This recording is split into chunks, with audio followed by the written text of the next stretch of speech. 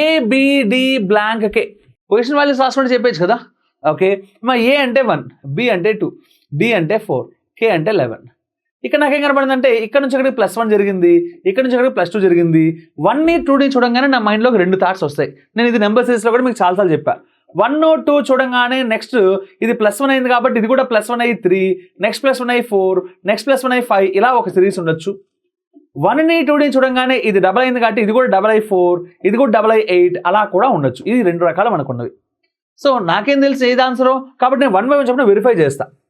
First one +1 తర్వాత +2 అయింది కాబట్టి ముందు ఇది ట్రై చేస్తా +3 అని. ఓకే, అంటే నెక్స్ట్ వన్ +3 అయితే ఆ నెక్స్ట్ వన్ +4 అవ్వాలి, అంటే 4 + 3 ఇది 7 అవ్వాలి, 7 + 4 11 అవ్వాలి, మ్యాచ్ అయింది. మరి ఇప్పుడు 7 అంటే ఇక్కడ ఎవడు ఉంటాడమ్మా, జీ ఉంటాడు. ఉన్నాడేమో చూడండి, ఉన్నాడు. కాబట్టి ఇంకా నేను రెండోది వెరిఫై చేసినా చేయకపోయినా నష్టం లేదు. ఎందుకో తెలుసా, వాడు ఎయిదర్ అనే ఆప్షన్ కూడా నాకు ఇవ్వలేదు, అంటే జీ గ్యారంటీగా రైట్ ఆన్సర్ కాబట్టి నేను టిక్ పెట్టేస్తా. ఓకేనా, కావాలంటే మీరు దీన్ని ట్రై చేసుకోండి, ఇది గ్యారంటీగా వర్కౌట్ కాదు. ఓకేనా.